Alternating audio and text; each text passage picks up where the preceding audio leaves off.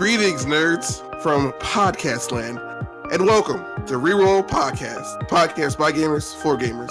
I am your illustrious host, Victor Lynn Deuce-Logan II, aka Kill Moves, aka Papa Black, aka Being the Victor, and I'm here with Miles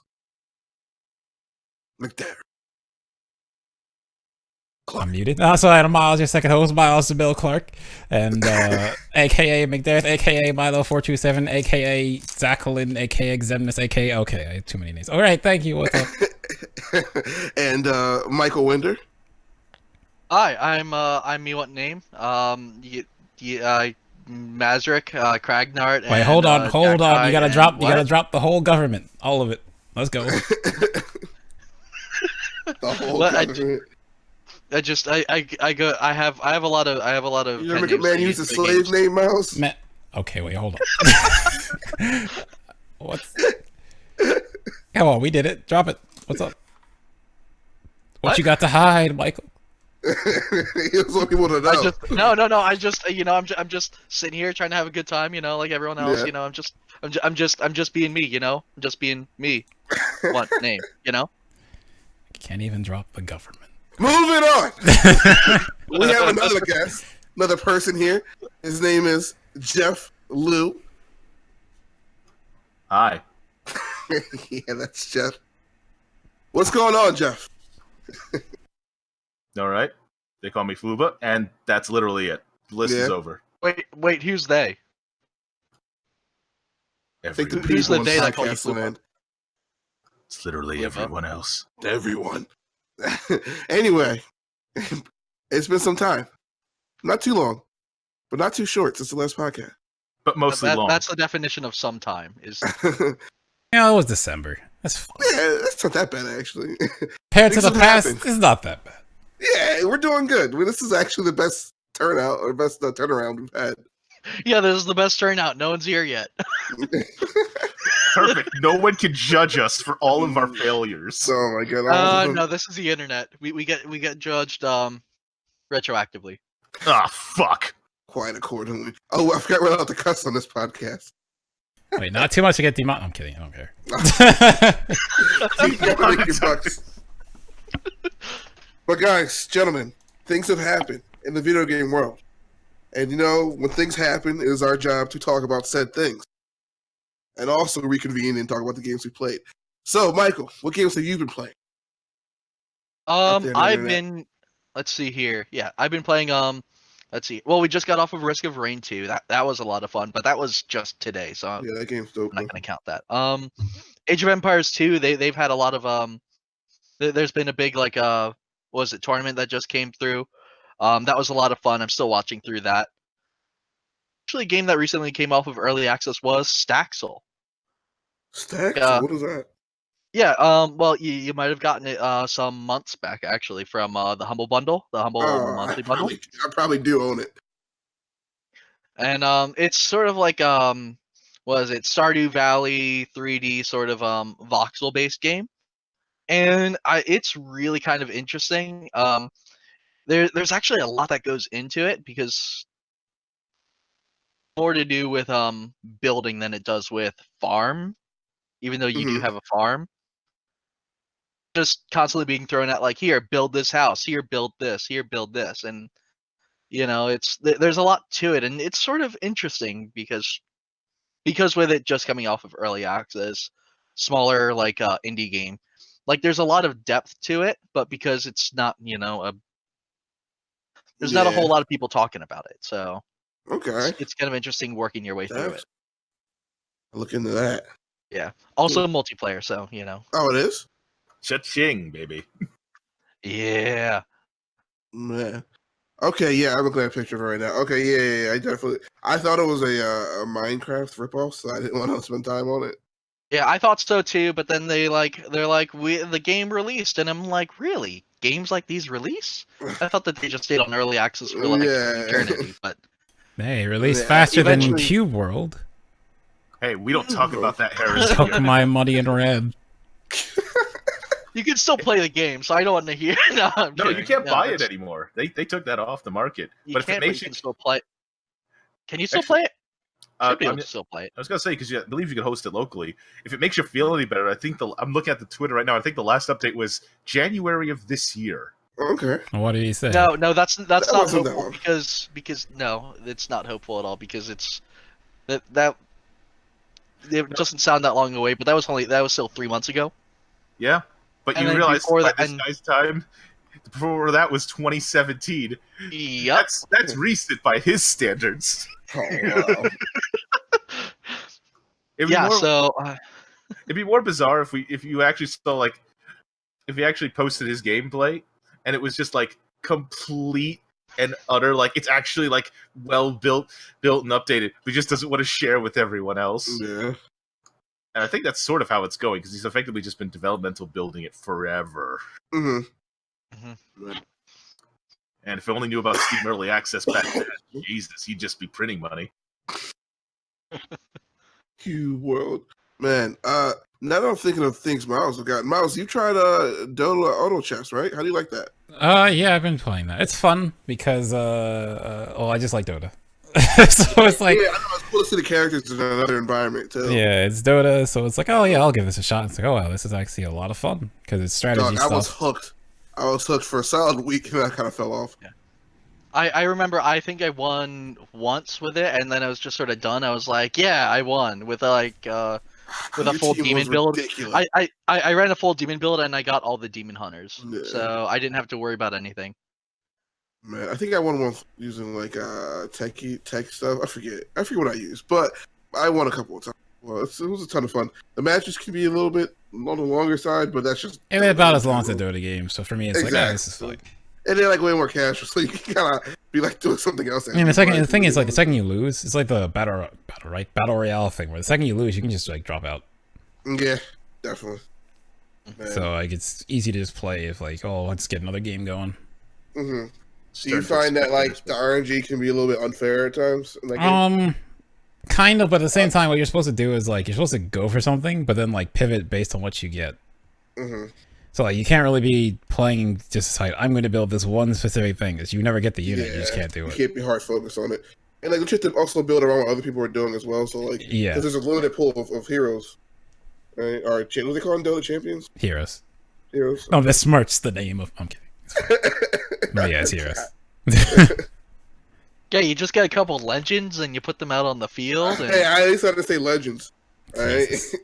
I was thinking of what's champion? What's that game? The 3D one or whatever. I So don't know No, what 3D Smite, is. they're called gods. Right. Champions is League. That's where the insult comes in. Why are they called legends? Why is it called League of Legends then? Who knows? Ask Riot. well, isn't Heroes from New Earth? No, they were called heroes in Dota because it's based on Warcraft 3. And it's Heroes of the Storm. You with your facts. Hold up. Dog, I haven't touched Heroes of the Storm, man. I got so pissed off at it. I'm just done. What did it do to you? Show us on the doll where it touched you. Everywhere. You were all Yeah. about it. You're like, hey, boss, you should play it. I'm like, I don't know. I also have like hundreds of hours into it. Like I enjoyed my time with it, but towards the end, I forget exactly what. Michael, do you remember what irritated me the most about Heroes? People? It was just people. Yeah. It was just because at one point you decided that would be a good idea for you to I had chat turned off. for you to turn your chat back on. Oh, I might have provoked you into doing that because I would keep my chat on and I would. you Still would tell me what's going on. Okay, Miles, here's the thing. I would have my chat turned off, but Michael will still tell me what they're saying. What's the point? I'm still getting mad. That's pretty funny. Well, the issue is that I would have it on because I'm like, yeah, I want to know what people are saying, Mhm. and like I'd get upset because people are arguing, and then I'm taking out on Victor. Victor's like, this is why I don't have chat on. And it didn't work out too well. I So think I remember now exactly why. It wasn't just that I could just mute them. It was how MMR? matchmaking MMR, Yeah. the way MMR worked, at least to my understanding, was like as long as you like say like your team has technically 700 and the other team has 700, as long as you build 700 anyway.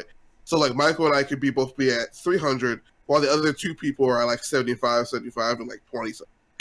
So like you can have sucky teammates and like And that You game go just, like, requires a start team to winning. work together, or you're not going to win. That's why I But- got annoyed with it.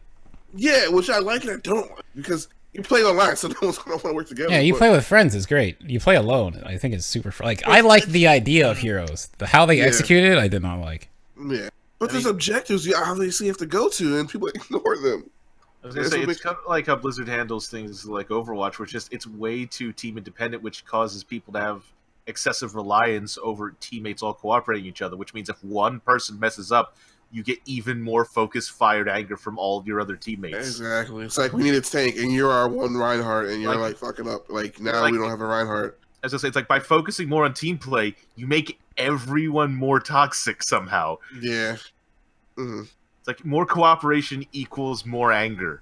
This is how multiplayer video games work. I felt the opposite effect when I played League of Legends and Dota. I would not know what I was doing and still win. I thought that wasn't fair. Oh, that's not that, because like everyone has to learn somewhere. But if you have someone who knows how to play the game already, they can just help you.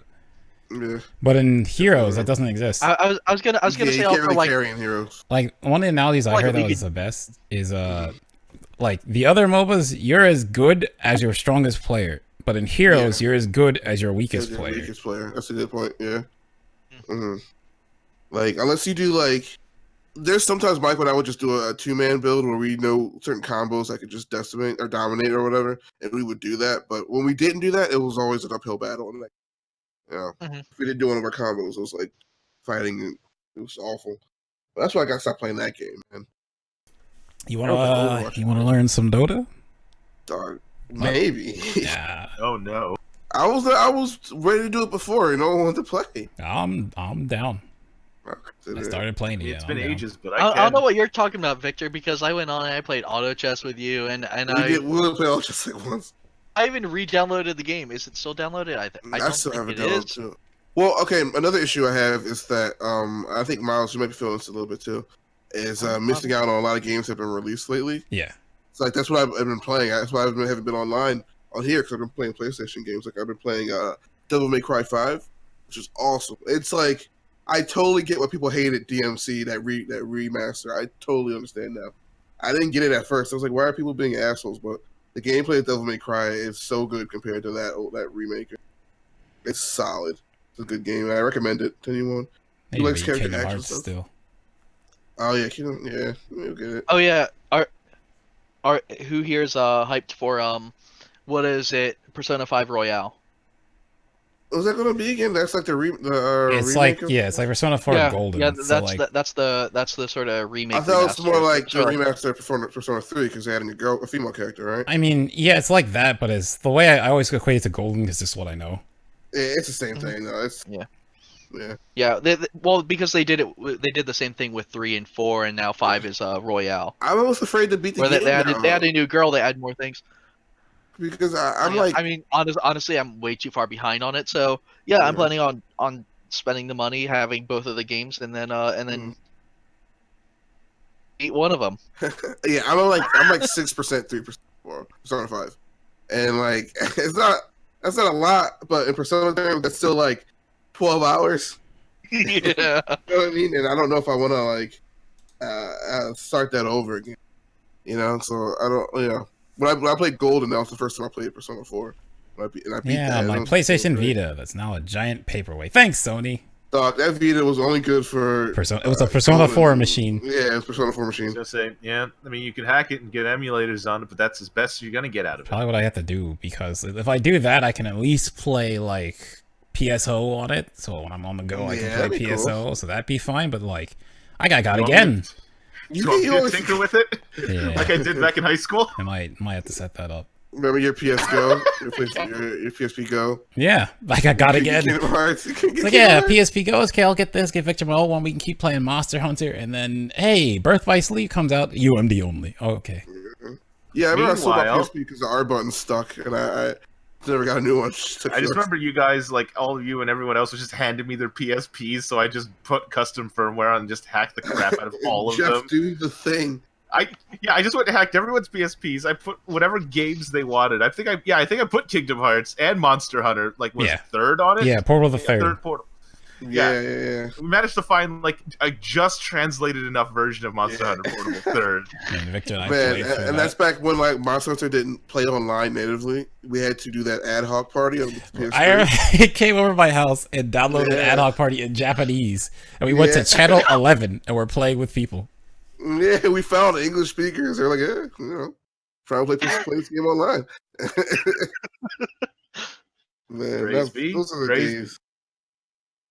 But besides that, Miles, what have you been playing besides auto chess? Lots of mobile games. So Dragalia, like I talked last time, they're releasing a new High Dragon, which is basically like the end game content, and I'm all ready for that. That comes out. Is that Wednesday?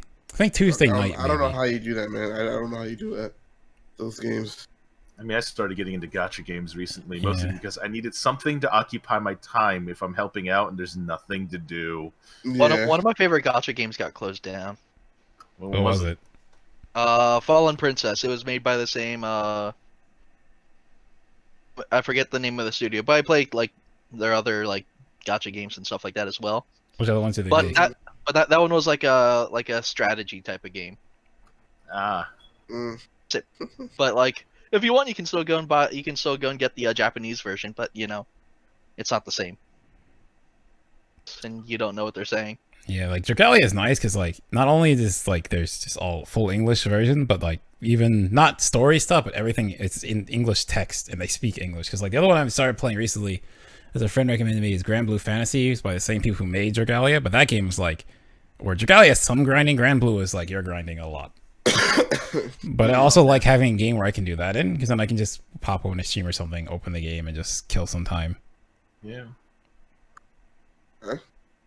I mean, when I was talking about trying it, I just don't have the patience for that. It's just not. It doesn't appeal to me, but still seems cool though.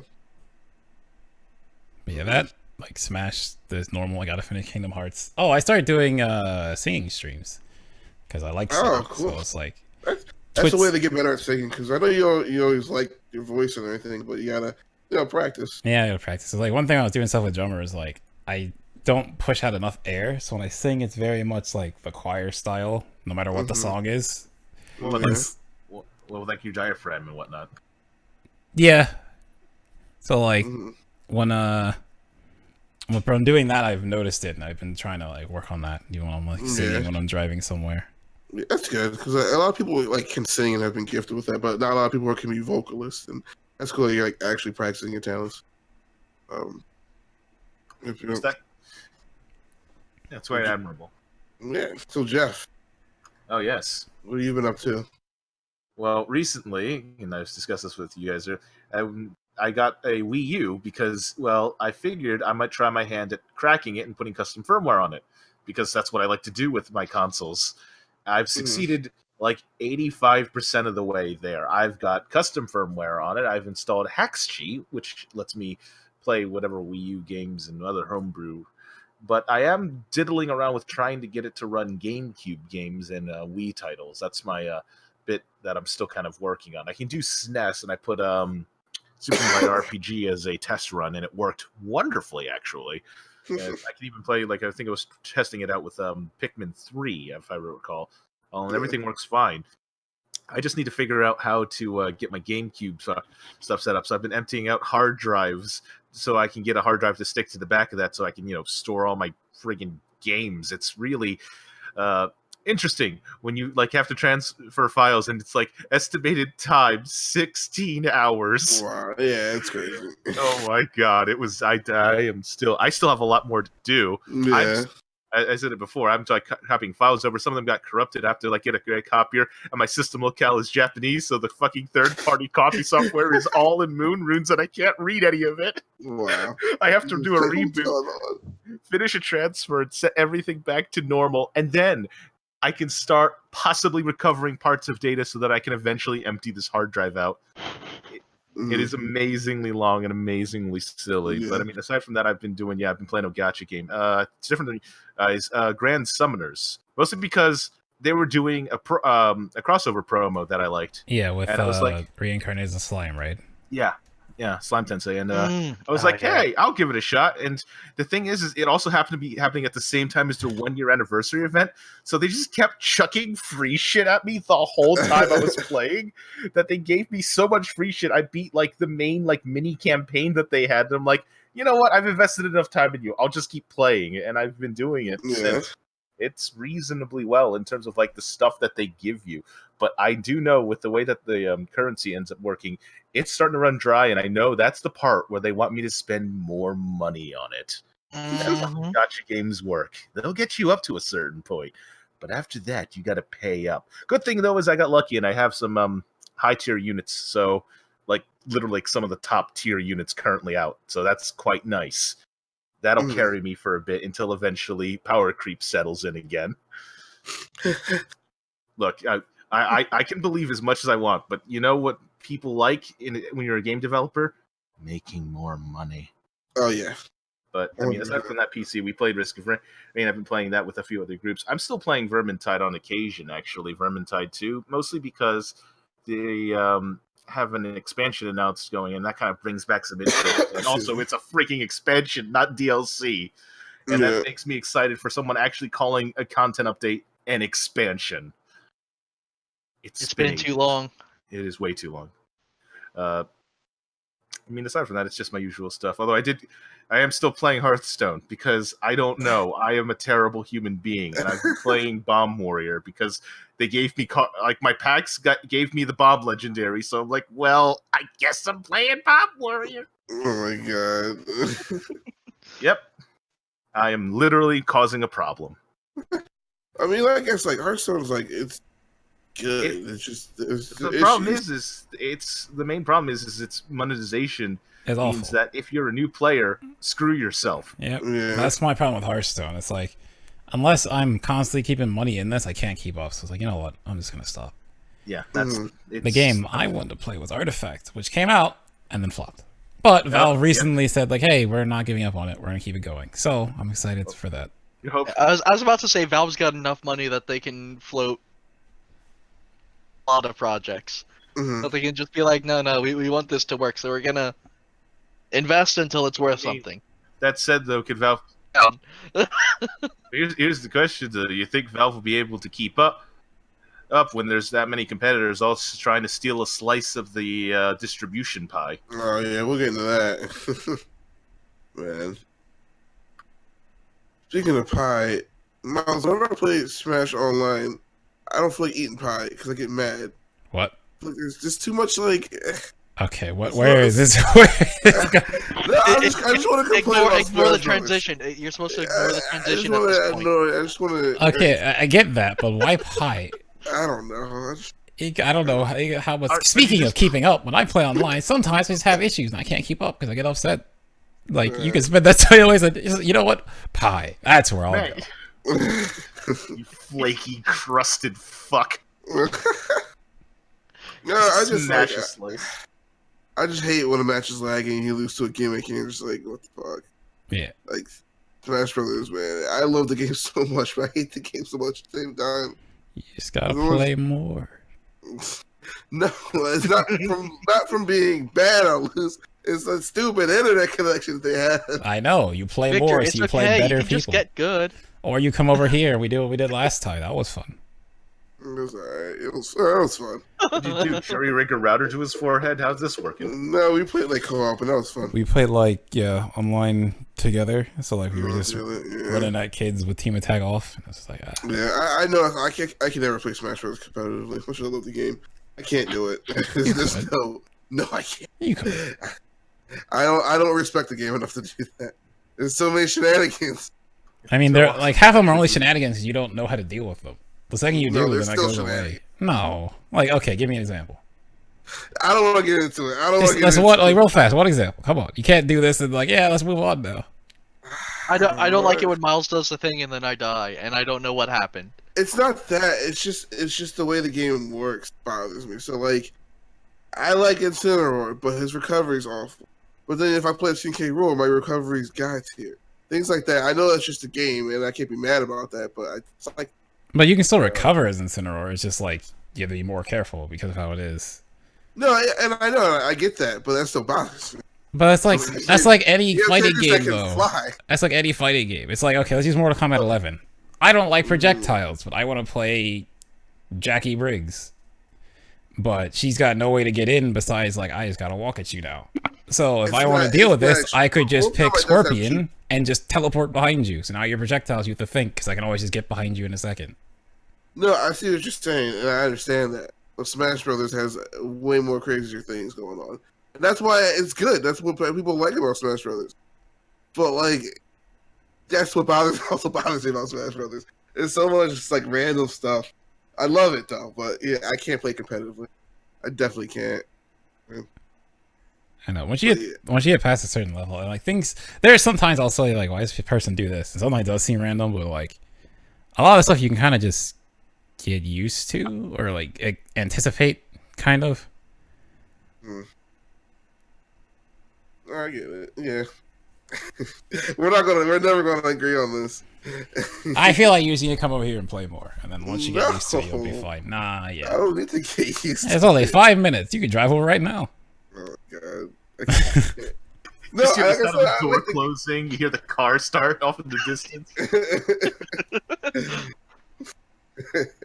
On that microphone. I watched a clip of a Pichu fight a Crom once, and the Crom kept pressing up B, and they killed Pichu. And that made me mad. I mean, the Pichu messed up then. Pichu didn't mess up. Yes, he did. If you got hit, if you were trying to spike the Crom and you got hit, you messed up. He spiked him twice, Miles. Yeah, well, he should have killed him. Look, man, I don't make the rules. I just play the game. And if you don't want to die like that, you gotta kill him. That guy was so mad. He like hit his controller. He was like, "What the fuck?" Look, I've learned a valuable piece of wisdom from someone, which was just simply, if you're gonna cry like a bitch, then you're gonna die like a bitch. Man, but I think I just hate Kid Roll. I think that's what makes me mad. He is very annoying. He's not hard to fight online because people don't know what to do with him. But like, it's just like this is the king. Annoying when it first came out. This is the King K. Roll formula. I'm going to throw my crown. Did you block that or did it hit you? I'm going to fire blunderbuss. Then I'm going to hold the B button. And then fire it up. And then if you run at me and get grabbed by this, I'm going to shoot you away. Repeat. Did you guys hear about it? And this is part of Smash. I remember seeing it. It was during a tournament. Someone was playing Jigglypuff. Yeah, that was Melee. So it was a Melee tournament. That was Melee. Okay. Battle of BC 3, I think. It was Jigglypuff versus Ice Climbers. So the Jigglypuff last game took the lead and decided like, okay, I have the stock lead. You're Ice Climbers. So I get grabbed by you. I just die. So I'm going to camp you. And the Ice Climbers was like already upset because the guy was just camping them because like it's Ice Climbers. They grab you once, you die. Yeah, that's messed up. So eventually he got upset, got up and left, and then people were like, we should ban Puff and stuff. Because like, okay, most games, if you play lame, people are just like, okay, whatever. But in Melee, there's that stigma around it because it's not the way Melee is intended to be played, with air quotes. It's in the game, you can do it. Yeah, but like... that's why I don't get mad about things in Smash Brothers for Ultimate, because it's in the game. And I 100% agree, but like, that's just the way the Melee scene has been. It's like, you need to be aggressive in people's face all the time, and if you're not, you're lame. Melee, it's like Ultimate is played the way it was intended to play. Melee was played, it's just been broken, and like, it's like horses just beat to death, and I feel so bad. Look, this is jank, but this is my jank. Yeah, it's like, I don't know. It's like old school, like Marvel vs. Capcom, like 2 stuff. It's like, what the hell's going on? Okay, someone in your chat, I usually don't respond to the chat, but someone in your chat says it sounds like I'm speaking that way from inexperience. I watch you guys play Smash all the time. I understand what I'm doing wrong. That doesn't make me like it. I still don't like it. It doesn't matter. I agree with Mitch. Saying the reason why you don't like getting punched in the face is because of inexperience? No, it's just no. I don't think he's saying like, I didn't take it as you're saying this because you just don't like it's not like you're someone who's like picked up the game, lost, is like, oh fuck this game, it's trash. I have hours of Ultimate. I know you have hours of Ultimate, and we've played the other Smash games together. But I think what I always take it to is like, I would lean towards inexperience, but not exactly. But it's just like you're just not used to things because like you skip. I think I prefer Smash Bros. With less characters. I think that's what it is. It's too many characters. I feel like because you skipped Smash 4, like didn't really get into it, all those characters you don't know, and then all the Ultimate characters. Part of it. Yeah, I can see that a bit. Like I played a little bit of Smash 4. I played in college. It was not that much until the Great Reckoning happened. Yeah, it's defeated online. Oh no! I don't want to talk about it, but But yeah, that also inherently makes me not want to play the game when people say things like that. You can say because of an experience. It's like, no. I mean, he wasn't. I'm not knocking the game. I like the game. I just don't want to play competitively. I think that was just like, I don't know. That was like mild. He wasn't being like, yeah, you just trash. I know. Even not being like an asshole. But yeah, like I said, I like the game. I just don't like it competitively. I like watching it competitively. Don't get me wrong, but I will never like.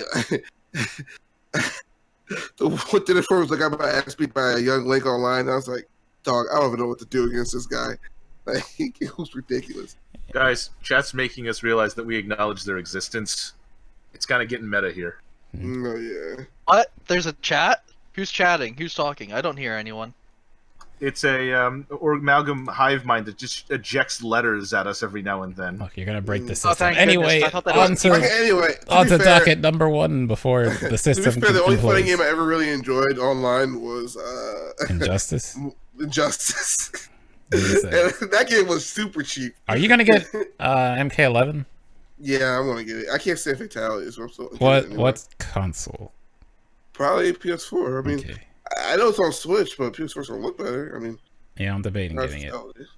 Yeah, I want to get it for the story. Like, I'll probably not play online. I don't want to get fatalized.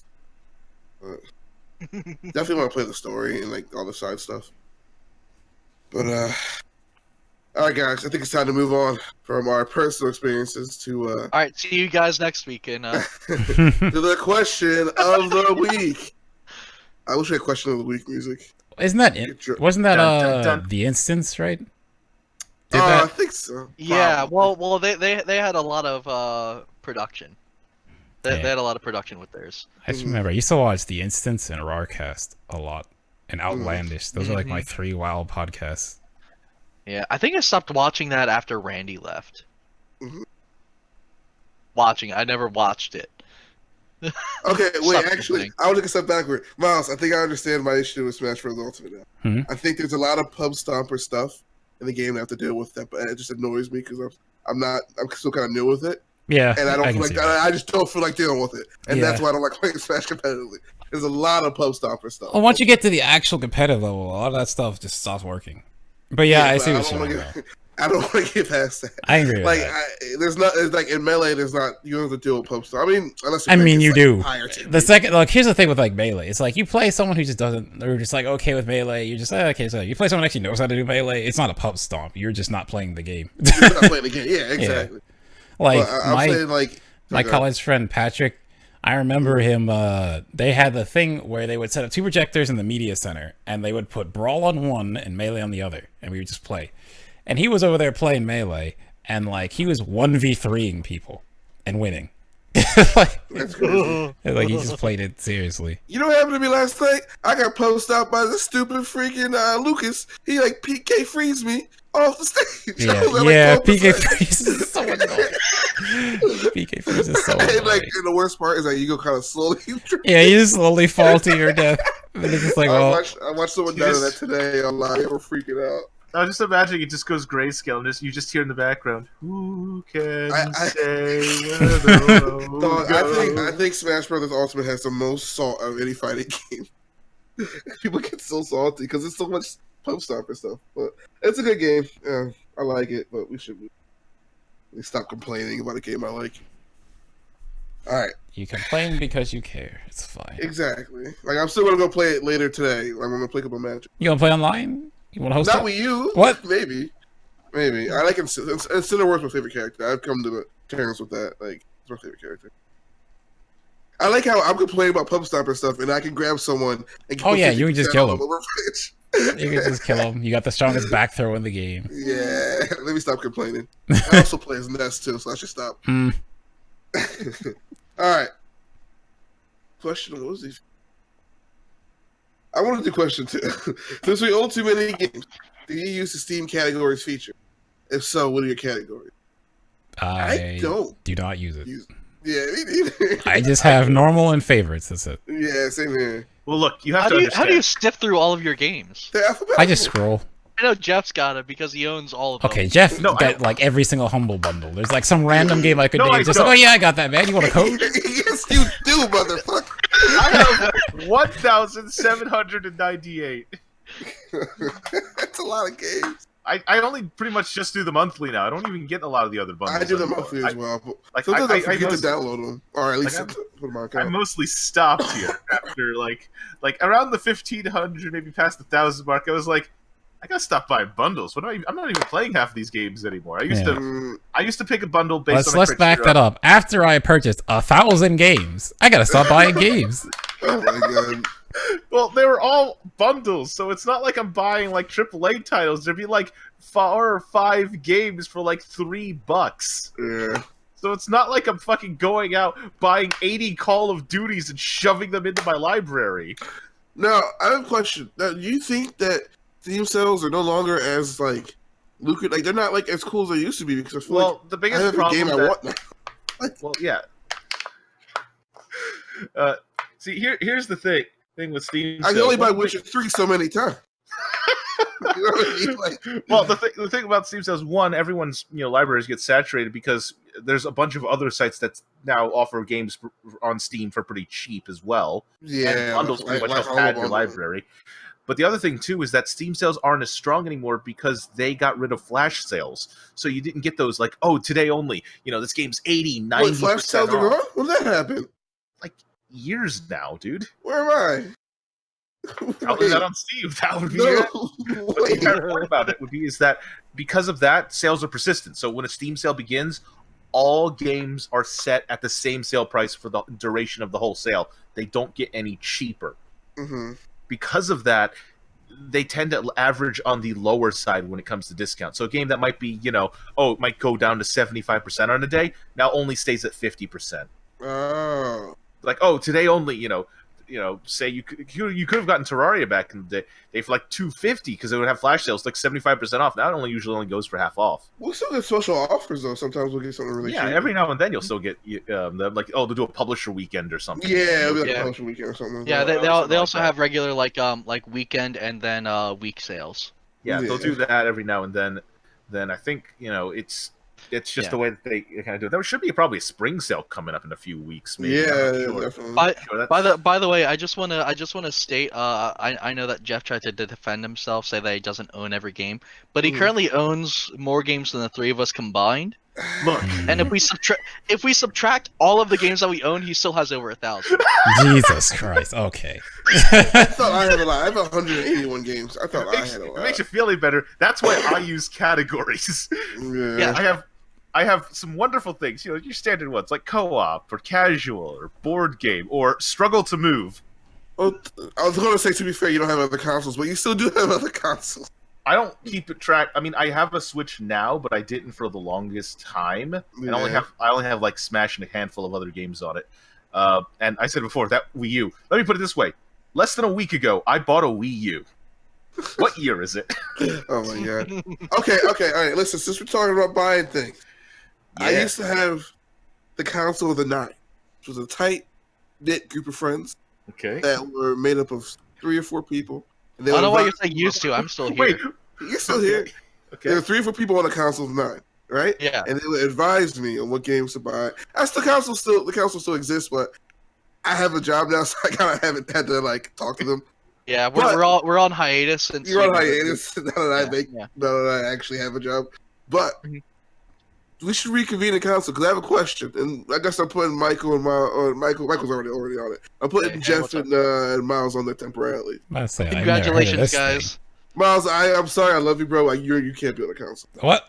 I love you. You can't be on the council. You can't. That's Yeah, It's no, the council of nine for a reason. I can definitely understand. Yeah, that 'cause one. there's That's 5 of not- them. We can't. Who was it, Mike? It was you, Chris Fed, Joel, and Yeah, initially it was just me and Joel. yeah. We were the first two. I added Added Chris. Chris later on. That might have been it. Joel, they sort of couldn't meet up anymore. Yeah, that might have been it. Our monthly get-togethers to discuss your financial My health. business affairs. But anyway, so I was considering, honestly, just outright selling. Like, I have a PS4. I don't know why. Outright selling my PS4 and then using that money to buy a graphics card and just have playing games on my PC. Because, like, I don't touch my PS4 except for like I play Devil May Cry on it, but I can play that on PC if I had a better graphics card. So I don't know, like Jeff, what do you think? Do you feel like you're missing out on a few exclusives on the PS4 that come out? I mean, I'm more when it comes down to console related stuff. I tend to be more patient. Hence, me buying a Wii U literally like 6 years after it came out. Yeah, but I'm not going to have a Nintendo. I'm talking about like, do you think I missed out on? Have you missed out on Spider-Man? Like, do you wish you would have gotten that? I mean, there's a couple of titles like the more recent. You're sort of like, what is it, like God of War or some of the other like more interesting console exclusives.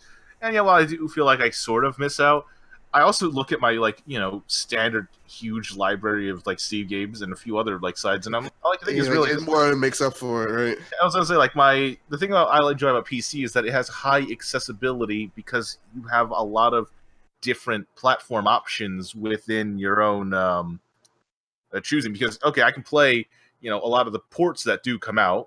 Mm-hmm. And on the other side, though, I can also just do emulation for some of the older stuff. Exactly. So, you can go play N64 games tomorrow right now if you wanted to. Yeah, I could literally hold the whole library, do it. But the big thing, too, is I can control the actual control scheme setup, too.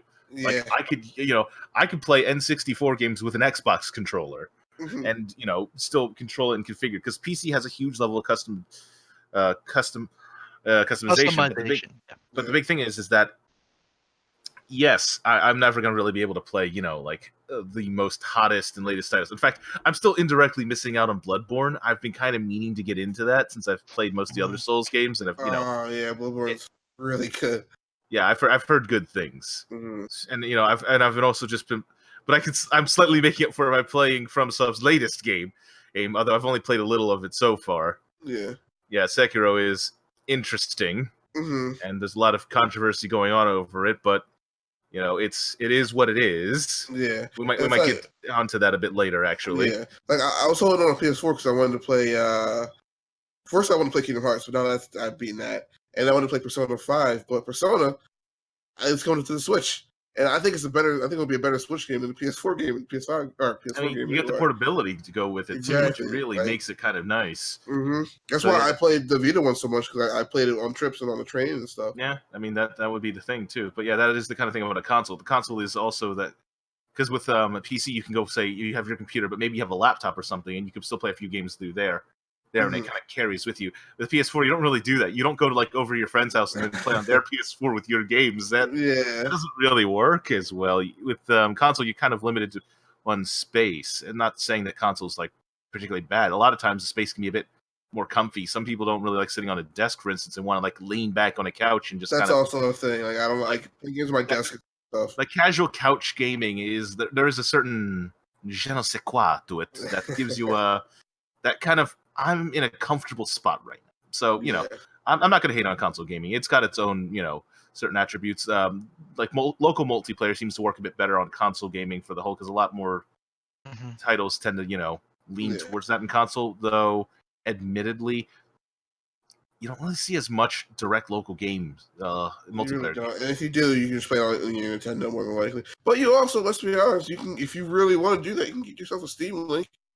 You know what I mean? Like, Steam Links. There's decent enough. I mean, even if you don't go with, say, the Link, there's a lot of like unusual options that you can go with nowadays. Long HDMI cable.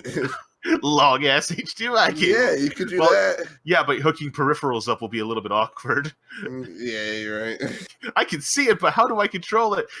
You get it, like on your friggin' phone. Dave, move to the left. I need to dodge. But also, what are you running? What's your graphics card on your PC? Currently, I got it back when it was new, but 980, a standard 980. 980 is really good. Yeah. I was gonna say 980 is a good card. It runs through most things, and if you look on eBay, you can probably find a 980, or maybe even a Ti, for like a couple $100 at most. Yeah. Well, I'm rocking a 970, so if I get one, I want to upgrade more than a 980. I'll probably get it. I was considering just going for like. I would say go with the 10 series. Because the thing is that like the 1080s and the 1080 Ti's, a lot of them were bought out. A lot of them were actually used for like mining, like that crisis, cryptocurrency mining. But the big thing is that now that kind of dropped out, everyone's just dumping their old cards. But it's so funny because if you heard about Bitcoin, it was probably too late for you to get into Bitcoin. When I heard about Bitcoin, it was $10 a coin. We heard about it in high school. Like I knew about it in high school. I was gonna buy one, but then I was like, no, I'm gonna lose my wallet, and then I'm not gonna get access to it. I was like, what? Shut up, John Vito. I don't know what this is. Like, God, Vito, no.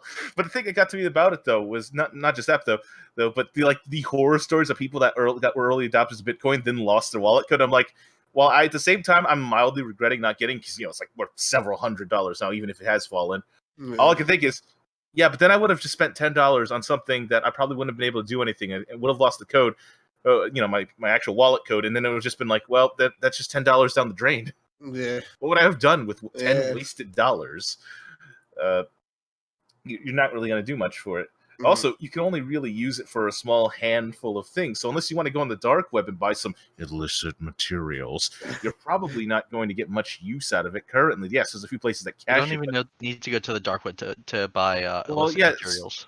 Have you been on the dark web? Yeah, but I've been on the dark web, and it's like everybody deals in freaking Bitcoin, and it's hilarious. Yeah. If you're wondering why I went on, I was trying to find some of the what was it? There was a thing I was looking for, or because they have like weird repositories of weird shit on the dark web, and one of the things that I found was there was a aside from all the underground drug markets, not all dark webs. It looks like illegal, it's just more hidden. Yeah, it's for people who's secure. It was like there's somebody who kept like records of the underground steam tunnel system in a university. And it was just hosted on a dark website. Like they had photos like going in here, like, oh, you're not supposed to. You're like they're effectively like criminal trespassing in some spots, showing you like, oh, this one goes under the street from this point to this point. This one's like by the maintenance on. I'm like, who does this? But the big reason why I liked it was it reminded me of the really, really old days of internet websites where people just posted whatever they found. No one was trying to commercialize themselves, make themselves famous. It was just like, oh, here's this weird thing I found. Let me just show you what I go. And you get a little picture log of some weird thing that they did. And it was just, it kind of remembers more innocent phase as opposed to everyone trying to sell each other stuff because, that's kind of what's happening. It's a little annoying. Oh, speaking of selling, there's a thing I want to bring up here. Did you know that Facebook had filed a patent that would be able to take the photos that are in your profile picture, right?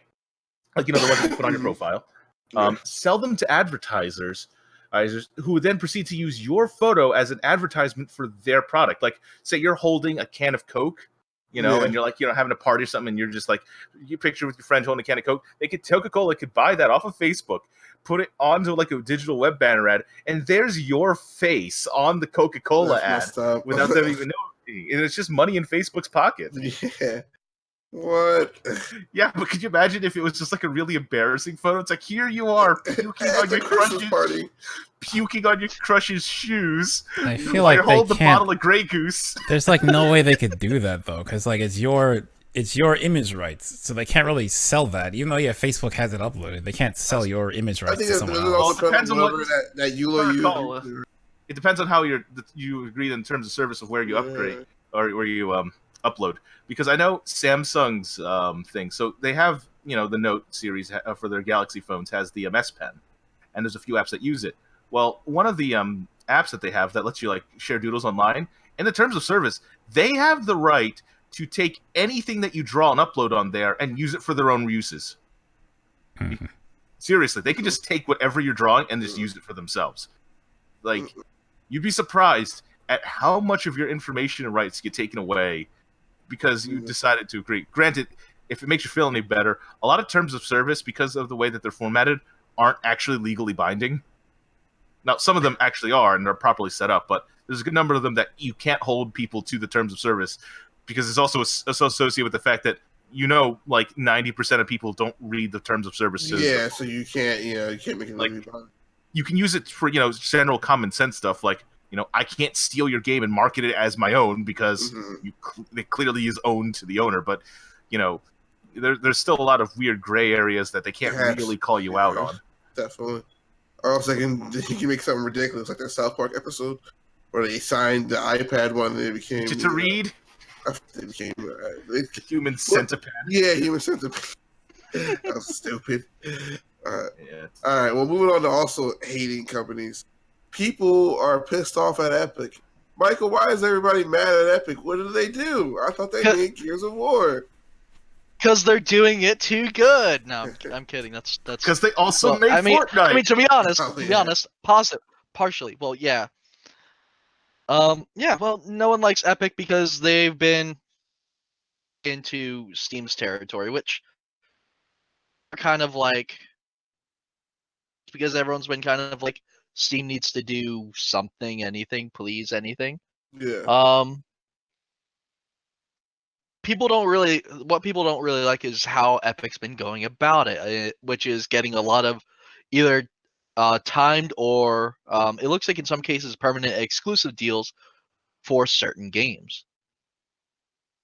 One of the big notable ones recently was Borderlands. There's also a controversy where a crowdfunded game is exclusively on Epic, Oh, what game and is that? a lot of the backers, I forget the name of the Mhm. game, but a lot of the backers were infuriated with this because they're a small developer that they paid to make this game that they wanted to make, that they wanted to have made. Mhm. Now and now that developer is pocketing more money from because all of these deals are going to benefit the Wait, hold on. the publishers. Was the game Phoenix Point? It might have been, yes. Yeah, I think that's the one. Yeah, it says it was one of the flagship games that premiered with Fig, a crowdfunding platform that promised investments in games rather than just funding. Mhm. But yeah, they backed out No. and decided to just put it on the Epic Store. As long as so people generally are mad that Epic making their own store and like taking games away from Steam temporarily. Now, for me, isn't the whole idea of PC gaming and the whole idea of Steam being a monopoly on PC gaming, isn't that antithetical to PC gaming in general? Wouldn't you want the competition? So now Steam. No, but has here's to the thing, be- right? Like, the reason people like PC gaming is because there's no console war. I don't have to buy, like I have a PS4, an Xbox, and a Switch because I can play whatever game comes on any of them. But Mhm. like the thing about it is on PC, if game comes on PC, I can just buy it and I can just play it. Now it's like you have to have the Epic Store if you want to play Borderlands 6 months when it like actually releases. You have So to have Epic. technically, as long as the servers line up with Steam servers, wouldn't that like not matter? Like, you I mean, just, well, No, but that's the it's a pain thing in is the ass. that's the Yeah, thing but is like you'd Epic have- isn't you'd have doing to wait that. 6 months. You have to I was if- gonna say, but Yeah, you have to wait for Borderlands specifically. It's coming to Epic 6 months before Steam. Yeah, no, I understand that. I know was gonna that.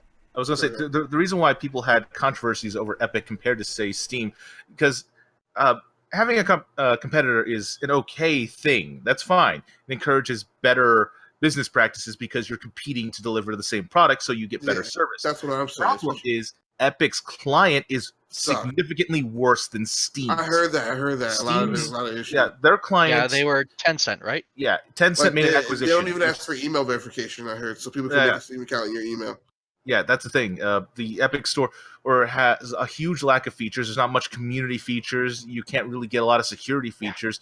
And the fact that there have been some allegations that because Tencent, which is a Chinese company that owns quite a few things, Everything. They own part of Discord too. I know they Yeah, own, I think they do actually. I was gonna say I know they own, what is it? They have stakes in Riot. They have stakes in. They own 2K. Riot. I was gonna say they have stakes in Yeah, Epic. They I remember have that. stakes in. Well, I'm just trying to see what I'm trying to remember their involvement. I know they have involvement with the PUBG devs. They have involvement in Activision Blizzard. Yep, and they also have some involvement in some of their own. Like they have their own. The thing about Tencent too, which is hilarious, is they will own things like PUBG, but then they will release their own knockoff battle royale game out at the same time. Like PUBG Mobile will have it, and they'll make a fake one, a knockoff of that as well, and launch it. I have no idea what's going on in their management, but it is silly and ridiculous, Yeah. but also still ultra dangerous because they're putting a lot of fingers in a lot of pies. And if I recall, they're one of the developers for the social credit system in China. Don't quote me on that. I have to double check to No, be sure. I believe I've heard that too. I wouldn't be too surprised with the amount of financial clout that they have rolling around. Okay. So to go back to the talk with the Epic, so it's less like healthy competition and more like they're holding your games hostage and Yeah. awful client. Like if Epic So was a it's not good like client, Pepsi, people would it's not like care. Coca-Cola, right? So it's like One thing that I will say is that the competition is ultimately good, mhm. and they are going to get some business. But the thing that, and I think that's a thing that a lot of people don't really. Steam has a lot of issues. Their storefront is a mess, It's too crowded. to put it lightly. Yeah. Steam has a lot of other features, like the entire community tab. In all honesty, if you think about it, is not something that you actually would find in everything else. Like Yeah. a bunch of other like EA has Origin. I don't know if Origin has a community hub, and if they do, it's not quite as robust. Yeah.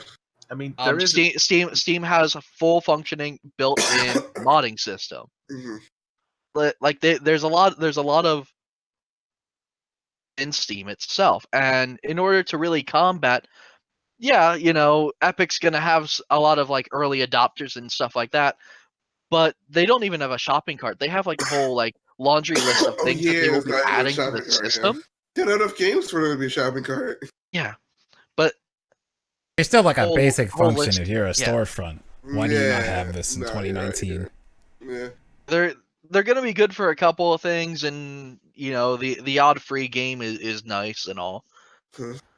But like to be honest, actually be able to compete against Steam or not is something that's gonna go beyond that. To be honest, like with getting the games, they're gonna, as long as they keep the split, Mhm. because that's one of the big things, is that they have a better only take split with 12% of publishers. Mhm. Users and developers are going to continually go to Epic for initial releases. But Epic's If- also taking a hit on that, so they can't do it forever.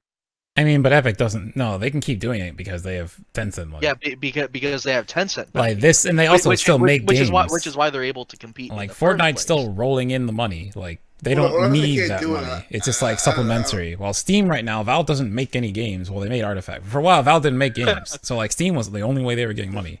Besides, That's like, not count. Artifact, they still make. okay, I can't say the only way when Dota 2 makes them like. Okay, let me think. Because last year's international was like 20 million raised, and that's only 25%, and Valve takes the rest. So Dota still prints the money. But besides that, Mm-hmm. Yeah. I just think that in like by the end of the year, I think this conversation will be more or less like not irrelevant, but I think that their store has to be done by then. I mean, there is another problem with other competitors. We end up getting distribution saturation.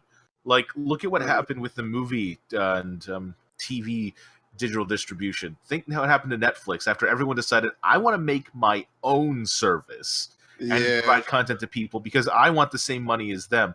Well, yes, diverting a monopoly is good, but the problem is because one concept and one product gets split between multiple distributors. Yeah. The consumer just gets more screwed because now, if you wanted to do movies, you have to pay for Netflix, CBS, HBO, Hulu, Disney. Everyone's just trying to get their own little snip of the pie here. But the thing is that also in terms of games, that kind of thing is happening. We had EA branch off from Steam and make Origin. Ubisoft has been pushing Uplay. Like Epic has been doing their store. And it's just, it leads to a situation because if you recall, one of the more recent outcries with the Epic Store was Metro Exodus suddenly just becoming an Epic Store exclusive. And as a result of that, and because of that, Metro Exodus became incredibly pirated. Yeah. Like it was, I think it was, at that time one of the more pirated games, in a long time, just because the sheer number of people that just refused to buy it on the Epic Store. So they're more than willing to just go out and just find a copy on the internet, download it, and just play and the people that are Metro fans are people that would pirate games. I mean, we will find a way, and we will get what needs to be done. But that's the thing, though. When you keep making it less convenient for the consumer, they will find their own means. Like Gabe Newell talked about, the reason why like Steam and whatnot has been winning against piracy was just that, you makes a product easily accessible to the consumer.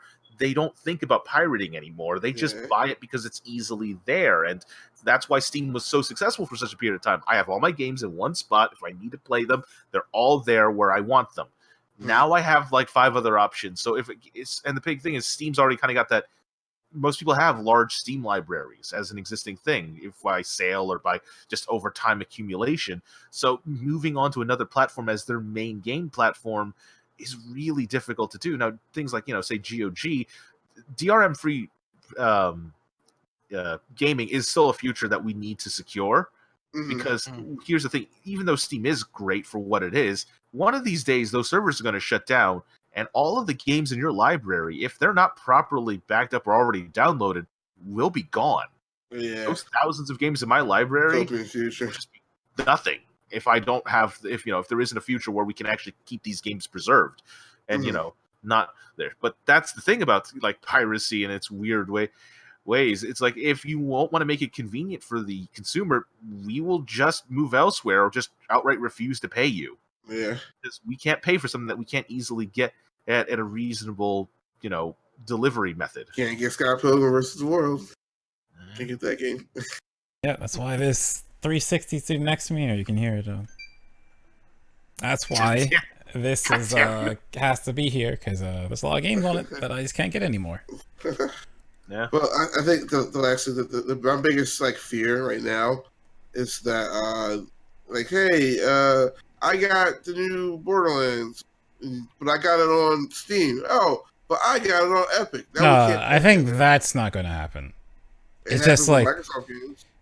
Yeah, but that's just Microsoft being weird. I'm pretty sure if you buy a multiplayer game, they're not going to do that. That'd be really I hope not. Yeah, to be honest, what will happen, because it goes back to what I was saying about the amenities. You can't just, when you're in Epic Games or when you're in Steam, you can't just open up your friends, right-click your friend, hit join game or invite to game. No, you gotta. Yeah, but I feel like Borderlands itself will have a way to do that. Because think about the Borderlands 2. It's not like when we played it on Xbox. Yeah, no, but I think, hold on. Optimism. No. I was gonna be honest. That puts the onus now on the developer. I have an example. I don't think it's just optimism. Remember Borderlands 2? When we want to play with friends, we don't have to. I have to go back out to the Xbox dashboard and invite you. You just in the game. There's a thing like friends list. You use add. Yeah, but we're all playing on the same console. Yeah, but I don't see. It's all integrated already into the system, and that's I don't see how you release a game, because what happens if someone just buys Borderlands, goes out and buys Borderlands the disc? You can't play with anyone if you buy that. You see what I mean? That doesn't make sense. I mean, you don't buy. It depends on who's making the server. If they buy Steam servers, they're not going to work with Epic Games. I was going to say, Steamworks won't be compatible with Epic, and Epic's multiplayer system won't be compatible with Steam's. It will be. I feel like a game like Borderlands shouldn't have to buy their servers. You're going to be on.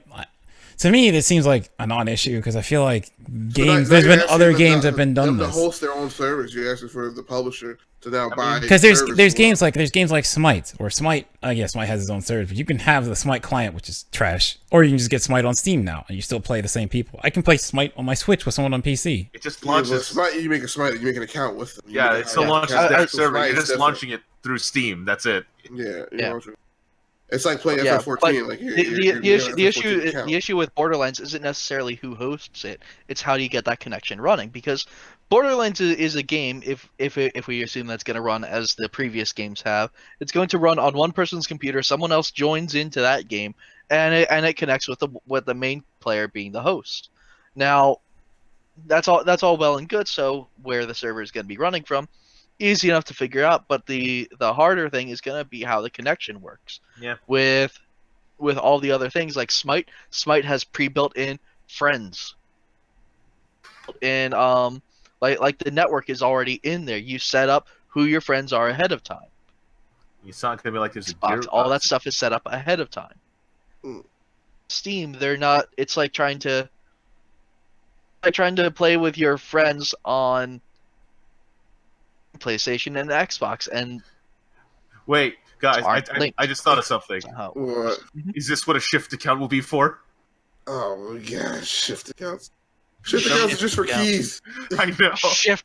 That might be what they have to use to jury-rig this whole system, and you have to make a shift account. And fucking no, this is how they do it. You gotta buy keys to connect to everyone. Yes, every time, because everyone's world is a vault.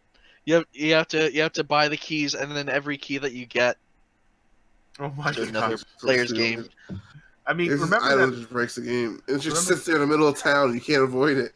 I was gonna say because in Borderlands 1 they used to use GameSpy as the PC like internet connection client for players, Mm-hmm. and then eventually that I was gonna say yeah GameSpy died and then it just didn't work for a period of time, but afterwards they replaced it with Steamworks, so Steam's integrated multiplayer system was used for it. But whether or not they'll actually have something that is cross-platform, it's still technically a platform because they're two different pieces of software running two different servers. It's sub-platform. Because I want Borderlands. I hope they're smart enough to like not fix that problem. But the main fix it is Gearbox. They just released Colonial Marine. My thing is, I feel like this would be a non-issue because any smart studio would see like, yeah, this would be really bad. But then I think it's Gearbox, and Gearbox been fucking up. So I was gonna say it's like you said smart studio. I was about to say, but yeah, it's Gearbox. Yeah, because like that's my fear with Borderlands 3 right now is that after what they've done since Borderlands 2, I really feel like this game might just be bad. When it's like Borderlands is a series I really like. Well, they did Borderlands and Borderlands 2. That's all. That's the Gearbox I know. All the rest of this stuff is just kind of, what are you doing? So I'm wondering if they can actually do this and do it right. I think that works right. Oh god. I mean, in all honesty, the first Borderlands game was already pretty jank, which allowed it to pass by, and it was kind of like interesting looking. Yeah. Like I'm not sure if you guys have ever seen pictures of the game when someone's taken away like the comic book aesthetic with it. Yeah, I've seen like, it. Like yeah. You mean the cell, with it? Cell shading? Yeah. It looks like Rage. and not a very good imitation of it. But it looks awful. That was the original look. They added cell shading like kind of late in the game for Borderlands. Yeah. But at the end of the day, we hope they can figure out that server issue, which I'm sure they will. They have to. Like, there's no way. But I worry more about games that are not AAA, but more indie or like. Are talking about the more developed indie, like double more A? development, like let's say the game we were playing today. Double A, your mid-tier games. Yeah, where like Nordic, like THQ Nordic and stuff like that would like sit before they went under, because. Even lower, I mean more like Risk of Rain games like those $20 games, things like that. Like those games, I think are going to have the client issues. I think because they can't afford to have their own servers. Like there's no way. Yeah, so they definitely rely on Steam and they have. I mean, I don't know if I checked it, but I'm 100% sure. I mean, I feel like with them is in order to get it to work, the small companies that won't be able to afford like the server setup and the networking and stuff like that, chances are they'll just do what a lot of like even cheaper games have done, which is it up and go, all right, here on this screen you enter in your friends their entire network information so you can connect to them. Hopefully it works. Do you remember we used to have to do that with Terraria? Make sure that they've read up on port forwarding, and we do recommend Hamachi if it works. Oh no, thank you very much. Have a good day. No, I remember doing that shit on Terraria all no the one time. Deserves to use Hamachi. I still use Hamachi. Before. You get connections that are just complete and total rubbish. You don't want that. Yes, no. I still have people use Hamachi. Like this one guy that I play games with when at my work, I'll be like, yeah, download Hamachi. I think Terraria was when I first because I can't be bothered to learn how networks work. Yeah, port forwarding is like one of those things. Like learning how to play with the inside of your router gives you so much more opportunity to play with your friends, and then it's just like, oh no, what have you done? I realized like about a year or two ago, the reason why I could never do port forwarding was because apparently my parents, who are both very like computer literate people, apparently when they set up the router and all that stuff, they set up additional security around it, of which they never told me about or told anyone the password. Yeah, there's password to get to the router. They could have made a firewall. I understand. Like, port forwarding is like, it's not that hard, but if someone has one little password that you don't know, you can't do it. Because I didn't set it up, and I'm like, all right, I literally searched up every like default passwords for everything. Like, password, yeah. Yeah, Yeah. it's I a mean- no. All I can imagine is just the new generation of parents who can withhold things from their children so much easier, like putting parental controls on their internet connection and just be able to use it and ration it out to them. Yeah. You have 3 hours. You better be studying. And if it's not, I'm cutting off your connection for the rest of the weekend, mister. Man. Yeah, Like- yeah, we couldn't stay up late in our household because my mom knew how to go through like the computer like history files and stuff like that and know exactly what you're doing at what time of night. That's fun. So all that stuff I am Yeah, affected that's by. fun. My house was the best. Like, go over all these like 5 computers all playing WoW. It's fun. Back in the Oh day. yeah, it's And my parents worked at a bar, so literally it's a, hey, oh, you're going to bed early? Well, good luck, because you're literally right above where all the music is, and it doesn't stop till like 1 to 2 a.m. Well, my dad played Dragon Ball Z Budokai on a PlayStation 2. Wait, what does that have to do with it? I thought we were talking about parents. I mean, yes and no, but sure. He liked Vegeta. Important details. This is the real Alright. hard facts. Going back to our Borderlands. well, 3 my dad was discussion. the main healer in when we were raiding for like 3 expansions. And he plays World of Tanks, which is cool. But back to Borderlands 3. So we already talked about our things we're afraid of or what needs to happen for this game to be good. And we already talked about the issue of it being on the Epic Store, where for me, it's a non-issue if they get those servers handled properly. I don't have to create another account to make it work. Well, more likely, I think you have to create another account hosted by Gearbox. I can't wait to see which important beloved character they shoot next. I'm still Right. upset. That rolling that. It was in the expansion though. So stupid. I mean, It depends was- what to play. be- Did any of you guys play the Telltale game? Oh, it's fantastic! It's It one was- of the best games I played in my life. I was gonna say, I was expecting, oh, it's gonna be kind of stupid because Borderlands isn't really like a story-heavy game, but it was like, no, they did a really good job with it. Best Telltale in that game. Like, I That's think it's one of the Telltale best. for you. That's like Yeah. it's one of the best Telltale games, and in a way, it actually is one of the better Borderlands games in terms Mhm. of story content because it was so actually good. like fun, interesting. A lot of I've never felt so much for a robot in my life. Oh, you Loaderbot! Loaderbot is the best, man. He is the best. Yeah. He's a- Speaking of which, though, the main voice actor, the main character from that game is coming over, but the main voice Voice actor has actor. got changed out. Yeah, I saw that. Yeah, that's a bit of a. I mean, He's I'm just a glad- very iconic voice too, like when he talks. I was gonna say, I'm Actually, like, sorry, go ahead. no, I was gonna say, I'm just glad that at the very least, we're getting a conclusion with their storyline, if only because Telltale kind of just went under. Yeah, Like, I didn't see it's- Fiona in the trailer. I only saw Reese. I didn't see Fiona. Do you see Fiona in the trailer? I thought the Fiona was in the trailer. I might have missed I it. know we at least see Reese, but I can't Yeah. remember if we see Fiona. I mean, if at least if Reese is there, we can get an implied fate for Fiona if she doesn't show up. Like they'll probably explain what happened at the very least. Yeah, I'm upset because it had such a good setup for another Borderlands story game. or Oh whatever. yeah, like it was The way actually it ended. yeah, with the way that ended, it definitely could lead into something interesting. Like that could have been its own little thing. Mhm. But That's how I feel about Sonic Chronicles, but that's just never coming back. oh no. This guy brings up Sonic. I mean, we were at Miles. You It want? literally Here- ended here in a for the- cliffhanger. It said to be continued, and BioWare got bought by EA. I'm still mad. Uh,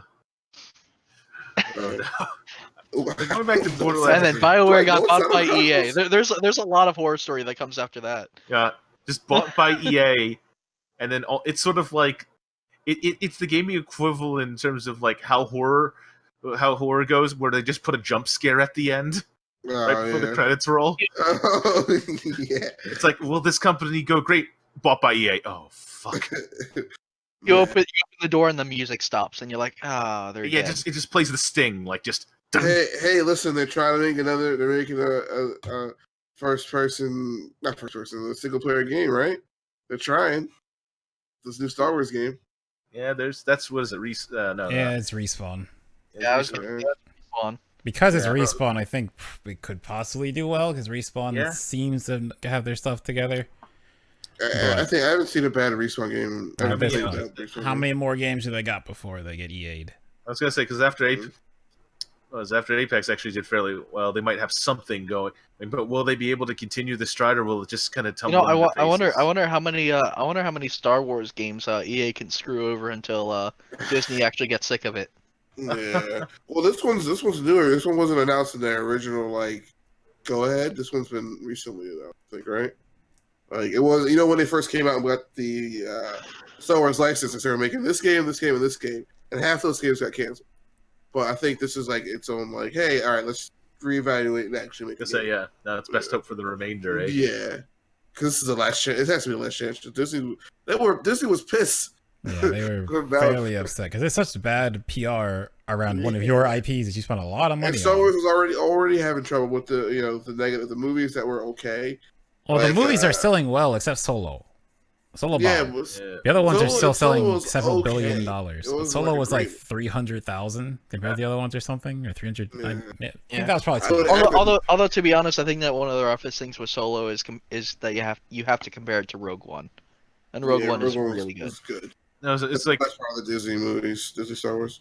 Yeah, I was gonna say the Rogue One was. It's like why is it good? Because it's kind of going back to the actual more of the origins of the actual original trilogy, and then you get the new trilogy, which is playing an interesting director shuffle, which kind of meant that the first one had an interesting start to it by doing a lot of callbacks, and then the second one went in a completely different direction and kind of threw away a lot of the development for awkward interactions. The fact that the best reviews were always talking about the fact that it was just what was it? I'm trying to subverting expectations, and that was just that's not a way to say it's good. Yeah. That's just a way of saying I can't say it's bad, but let me just put it in a nicer tone. There was another movie that came out.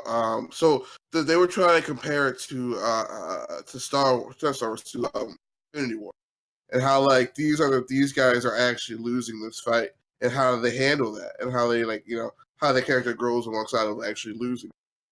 And they didn't do that well, so that's what they meant by subverting expectations. This is supposed to be, we're losing the fight, but I don't know.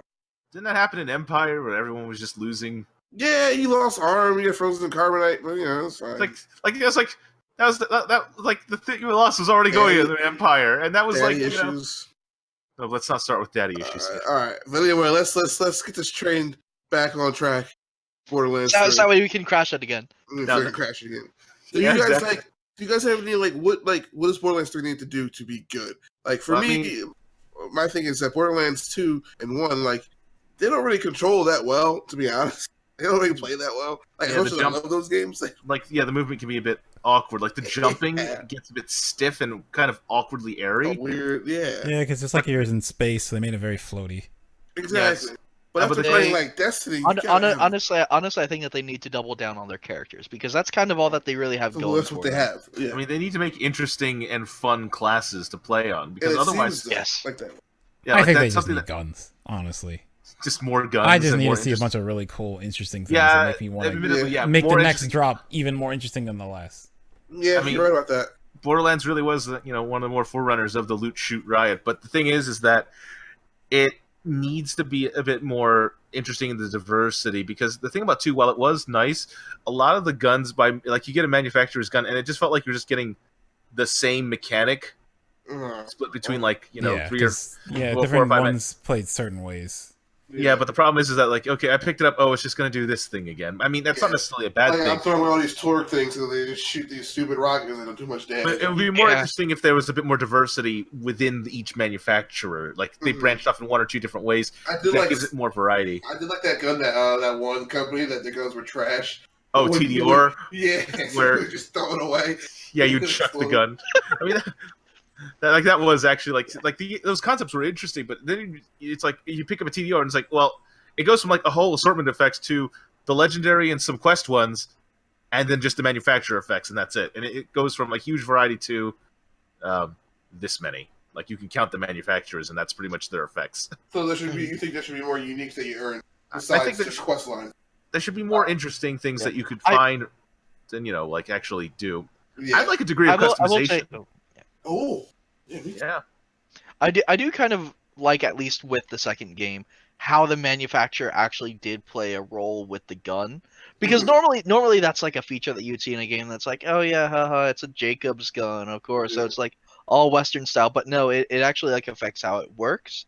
Mhm. I don't mind that. I mean, granted, it does make things nitpicky where like I played as the Gunzerker, and if it's like, oh yeah, you found like a Hyperion shotgun, weapons weren't really great, or like a Hyperion sniper rifle, which is ultimate redundancy. Yeah.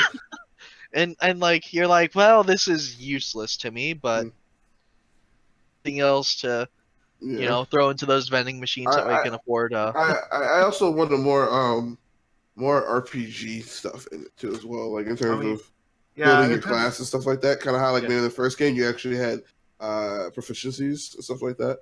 Yeah, they got rid of. Yeah, I was gonna say because it's all just the only real RPG elements. Just like you have levels and talent points, and that's pretty much about it. Really. Yeah, Everything else is just it's very light on an RPG if you think about it.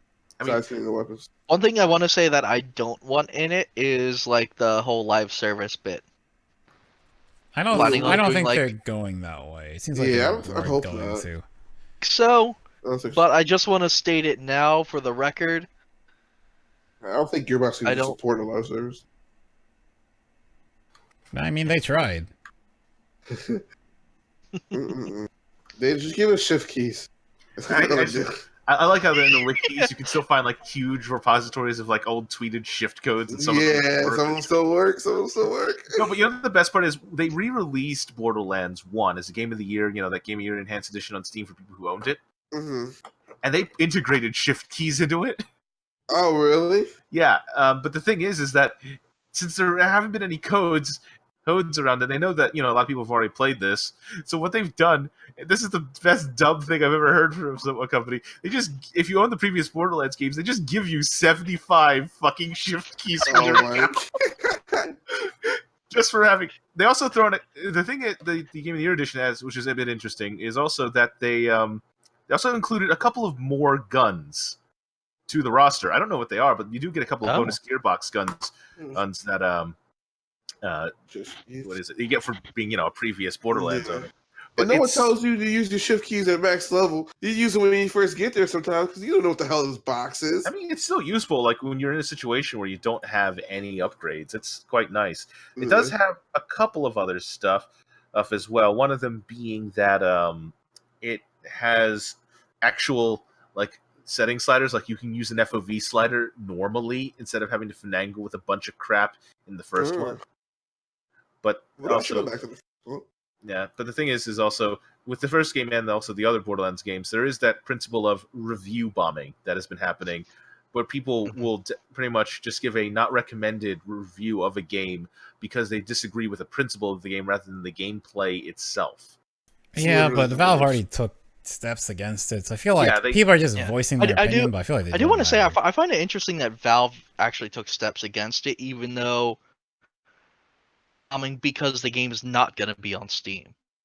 Yeah. Well, no, I mean, just in general, it's just like the review bombing as a system. They've already been like, okay, we only do like certain set reviews. If it's obvious your review came in here and it's just like tons of negative views, someone will come in and look, and it's obviously just review bombs. Made steps towards that? Yeah. Like if you get a large just doing like review bombs, and the person will just like discount those reviews.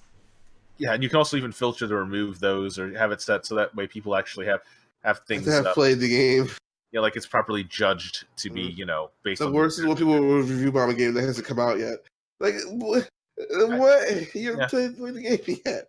The thing, I was going to say, because the thing about review bombing, too, is a lot of the games that they review bomb, sometimes they're just still decent games. Like, if a new person comes in, sees this game, and now realizes, it's got mixed to low reviews, even though if they had, seen it like a week before some controversy happened, it was actually, a good game, they might be missing out on a game that they might potentially enjoy because of the salty comments of others. Now, keep in mind, the other thing about review bombing, though, is that it can work in a different way. Like, the game updates in a way that either breaks it or outright just ruins the entire principle. Certain multiplayer games can suffer from this, where they will just, break a feature and then never fix it, or they ruin the balance completely.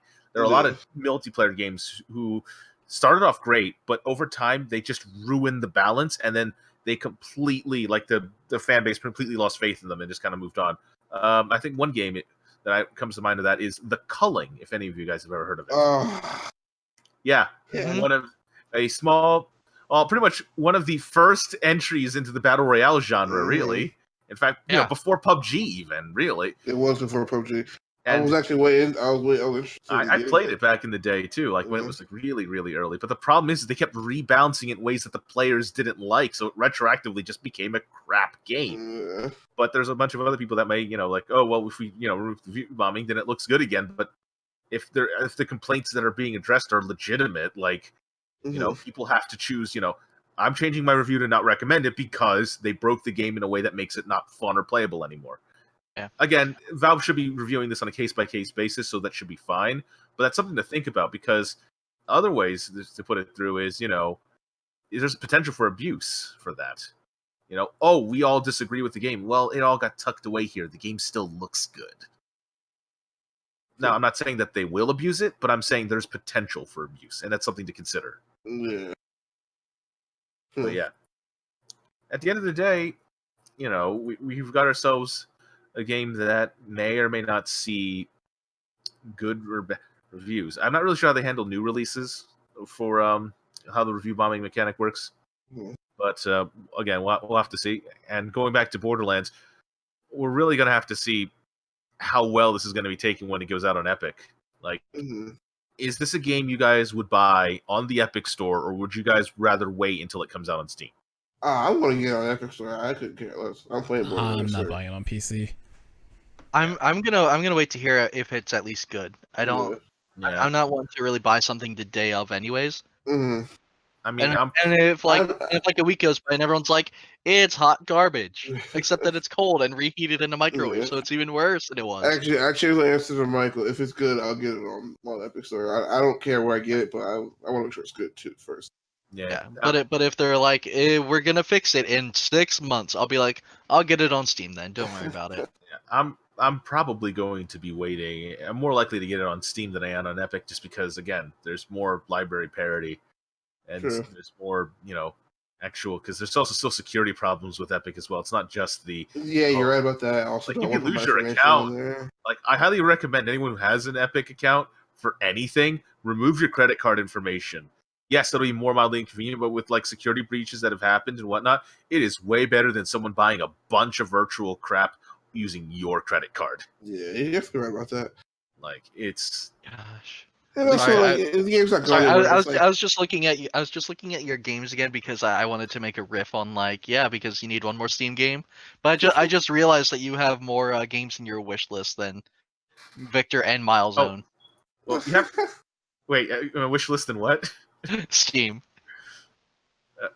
Well, the thing about my wish list is I don't treat it as necessarily games I overwhelmingly want. A lot of times I use my wish list as just games that I think are interesting and I want to keep track of it, but I don't want to get constant pop-up updates for. So I'll be like, I'll look at my list. I'm kind of getting that from scrolling through. I'm like, "Eesh, this is like there's some weird ones in here and some duds as well, because I keep track of these.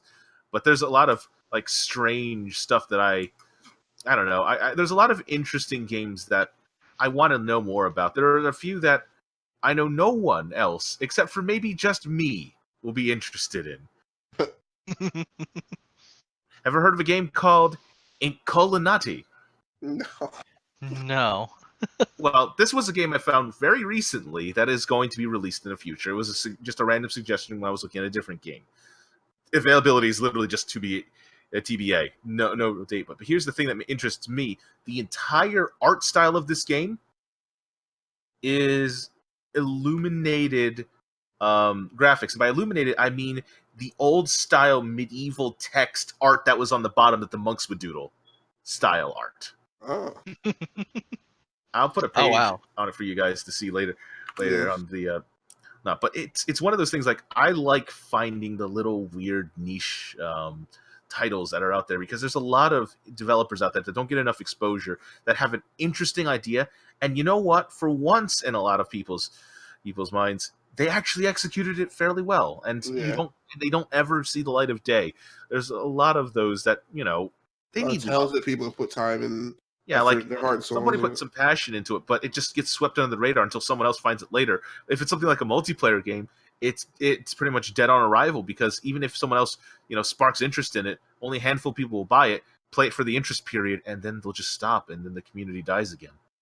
It's an extra sad day when the game dies a second time. Yeah, seriously. But yeah, but going back to the main thing here,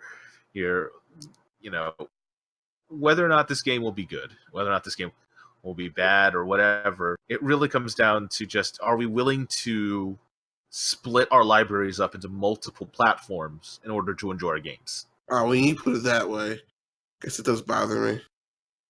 I like the healthy competition, but that is annoying. Ultimately, you have to gear. Like, oh, where did I buy this game on? Where did I? You see, that's the thing for me is that I might buy it on Epic, but that I have on Epic, and I have a couple other games that I have on Epic, just more because they have a lot of free games. But necessarily splitting up, like, sure, I'm putting games in different spots. That's for certain. But I'm not planning on buying a lot of games from Epic. Yeah. And to be honest, a lot of what Epic has in their storefront isn't everything that I want to buy. I mean, sure, there's a lot of interesting games, like I've been eyeing up Ashen and other stuff like that. Yeah, I want Ashen. But like the rest of it is stuff that I can buy on Steam anyways, and there's no reason for me to not buy it on Steam. I guess you're right. And it's not like they have a different price. The price is the same. Like they don't pass along their savings to us. It's the same price. I'm gonna buy it on Steam because I have more reason to buy it on Steam. Actually, chances are I'll buy it on Humble because of the Humble monthly. You get 10% off. So that's where I get the best deal. I get 10% off at Humble. I was gonna say, Green Man can sometimes get it off for like 20 to 30%, depending on if you get the timings right. But here's an interesting question that comes to mind, though. So, Epic, now that we've discussed it with all of its controversies, right? Now, imagine if they had, along with their whole larger developer cut, larger publisher cut, right? Imagine if they dialed it down a little bit, right? And then made a price cut for the consumer instead, to go with their developer cut. So let's say every game that is on Epic is now $5 less than it is on Steam by passing the savings onto the cut. Would that convince you to buy more games from Epic, knowing that you will save a little bit more? I would definitely buy a lot more games on Epic. I'd be more willing to do it for saving money. The sort of mindset that I have, these companies, I don't really have a very positive mindset on them, on any company.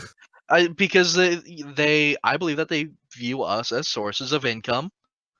Because they have to. Companies who view them as sources of entertainment. We need to take into account that they see us in a financial manner, so we need to act primarily in a financial manner. We're not friends. I have no loyalty at all to Steam. The only thing I really like about it is that it has games like Risk of Rain just as much as it has light novels, because that's what I like. And that was part of my first argument. It's like, why are we so, as PC gamers, so loyal to Steam?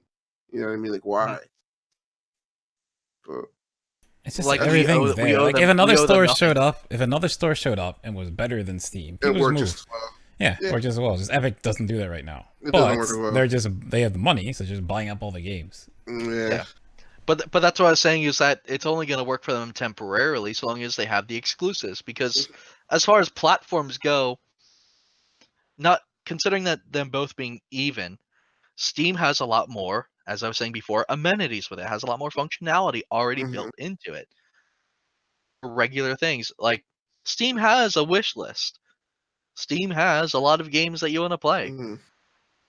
Steam has immediate controller support built in through Steam. Steam has a key thing, authentication. The app is very well. A lot of stuff to it, and also importantly for developers and stuff like that, everybody knows Steam. Not everybody knows Epic. I mean, sure, people know Fortnite, but that doesn't mean that you know the company. It's why a big thing for Blizzard, but that doesn't mean that StarCraft and Diablo were massive games just because Mm-hmm. Blizzard was known as the Warcraft company. Fame doesn't roll over quite the same way. Interested in the product. I have a quick question. I don't want to just to drag on too long. But how do you guys feel about Blizzard? Like, as fans of Blizzard, like as a fan, for me personally, I feel like they've I'm done lost with their it. touch. Yeah, it's like what do you like? I can go play a match of Overwatch once every 6 months. I'll get a new Genji skin or fucking whatever. But like, I want like a. Are they done making games? Like, what the fuck? I mean, they're still sort of making games. There's still the Warcraft 3 remake that'll be coming out, at the end of this year. Yeah. And a few other like odd projects. The mobile stuff is kind of, I'm going to pretend that doesn't exist at the moment because that'll be a whole. I play mobile games. I'll probably try it. Yeah, I'll try it too. But it's just like if they can't make it into a service, they won't do it. But the thing that comes to my mind about it is, and the thing that kind of makes it a bit sad is just that, like, it seems like a lot of the actual like original Blizzard talent have effectively already left. Yeah, or have been left leaving or over been time. pushed out. Yeah, they're not. It's not Blizzard anymore. Same way. What's that? The BioWare isn't BioWare anymore. I view the biggest shift when they killed Varian. Legion. To me that was a very clear. Someone else is telling this story. Yeah, we're cutting it off. His character arc wasn't finished. It seemed like That's wasn't finished. what right? pisses me off. It was like they made a whole book that finally turned him around. Stuff was going good. He even with the Horde, who he just hated. It's like with the end of Mist, he's even like, okay, yeah, you handle him. We'll deal with our own side. That was so cool with ending of Mist, and I mean, his character progression was fantastic, and then they went, all right, we need tension. Something. So stupid. We're gonna kill someone. He Mist. Guys, he didn't do anything in Warlords, really. Right? He didn't do anything in Warlords. Yeah, no, because it wasn't about him. Yeah. And then Legion just dies. What did he do in Warlords? Did he do anything? No, if anything, he probably just sends you to go. Yeah, he didn't. That's pretty much it. He sends you places. He just popped in every now and then while you're in your garrison and said, "Hey, great job over there. I'm giving you a promotion." Yeah, because it was your job to lead that, right? So like they were. You're like a promotion, and you're like, "Can I have a bigger base?" And he's like, "If you pay out the nose for it." He's like, "I give you $20 a week for it. Come on." You have more money. He's like, I give you $20 a week, but I won't give you 20 more if you forget to collect the 20 I already gave you. And this is why he gets disenchanted. I give you a whole spot for pet battles, right? Yeah, the whole area. So like it just takes those resources to like keep the case. And Varian's like, no, I got a taxi for that, and you're like, what? But you didn't give me any. You didn't give me any money for this space. And he's like, sorry, that's just how it is. Garrison. Tax my people, and he's like, no, they're all poor. You gotta earn that yourself, and then give that to me. Then you can build your base. I think. Sorry, man. Oh no! Just going back to the original topic, like for me with Warcraft, that was that was when I saw like a significant change. Yeah. And that's in a similar way. Like that's when they everything back over and started making moves on everything. Like Illidan's redemption arc. Illidan's redemption arc was the things that was a holdover from like the old writers and stuff like that, because for years it'd been rumored about and talked about at BlizzCon. We were at the BlizzCon when someone's like, "Hey, can you bring Illidan Christmas?" Like, yeah, let's do that. Metzen who was talking, and he was like, "You know what? That's a great idea," because let's be honest, everybody likes the great big sulker over there. Yeah, he's a good character. But it's just sad to see like your favorite developers kind of like not be there anymore. Like, like Neversoft. Remember Neversoft? All they do is make Call of Duty now. They died on the Guitar Hero Hill. Yeah, all our favorite companies were just kind of made to make these games that they don't want. Like, there's like 3 or 4 companies making Call of Duty now. Like, fuck. It's just sad to see our talented people. But then sometimes they go make new companies like Respawn, and we got other newer companies coming up. Actually, that reminds me. There was a new game that was coming out. I was given an email about it. It was a freaking RTS game based on Conan. Oh, But the I thing, heard about that. yeah, Yeah. Conan Unconquered. I think that's what it is. It's by Mhm. Petroglyph. But do you know who Petroglyph are? No. Petroglyph was, and this is an interesting thing in terms of like gaming history. They made a lot of the I'm trying to remember the studio here, X Westwood Studio. Okay. What did they make? When they were shut down by EA. They back in the old days they made a game called Dune 2 and Command and Conquer. Some of Oh. the first real-time strategy games in existence. Yeah. That's great. But the thing is by that regard, though, is also a company, in terms of its employees, that were killed and pretty much refugeed from EA, making their own company, and then effectively trying to make a new game, from their own ends. I've heard they've done all right with a lot of it, but it does feel like, in terms of like a shell of themselves, they have made a few games. Like, for instance, they've made a series called 8-Bit Armies, which is reminiscent of Command & Conquer, but with like almost none of the depth, which is a bit shallow. Now, this one seems a bit interesting. They seem to be taking inspiration from other existing games. One of the inspirations that point out for me was They Are Billions, that RTS survival zombie game. And if they're trying to take inspiration from that, which in itself took inspiration from, other like RTS and like Command & Conquer games, it's an interesting like full circle that they've done here. But it's nice to see like portions of the old like the old guard of the gaming developing community still at it, and taking inspiration from the newer developers as well. It makes me hopeful that maybe we might be able to see our favorite dev come back and try something new. Mm-hmm. I will say I'm a big fan whenever I hear of like new RTS games being made, because to be honest, with the market being as it is, you know that only a company that wants to make that game is going to make an RTS. Yeah, it's going to be passionate. Like, unless you're talking about Halo Wars 2, which I haven't played. It could be good. I haven't played it. Yeah, I thought about it, never did. Like, for me, I'm super sad because like I always thought the big three Western RPG is Blizzard, BioWare, Bethesda. They could do no wrong. They make sick games, and now all of them are messing up. I was gonna say they all fucked up in some way now. I think Bethesda will come back. I think Bethesda fucked up. BioWare is like BioWare. All right, remember guys, with Bethesda, Bethesda, we still have Elder Scrolls. That's what I'm saying. They screwed over Fallout, but they screwed over Fallout with Fallout 3. Vegas was better than both. I actually enjoyed Fallout too. I enjoyed all of them, to be honest. All right, it was more RPG like, whatever. Vegas was definitely the best. I liked all of them. But all right, guys, I think it's time to end this discussion, end this podcast. Let's hope for the future, boys. Let's hope for one where the devs and publishers and everyone can all get along, and the consumer doesn't get screwed in the making. Blizzard, you know what's bad? When I still love WoW. I have a WoW license plate cover on my car still, and I can't bring myself to play the game anymore. Like, man. Yeah, my dad, who has been basically main healing for our guild, he's recently just stopped playing because he said that there's literally no reason to play. Oh, that's a guy who's like, he's so into it. And for him to say all the way through,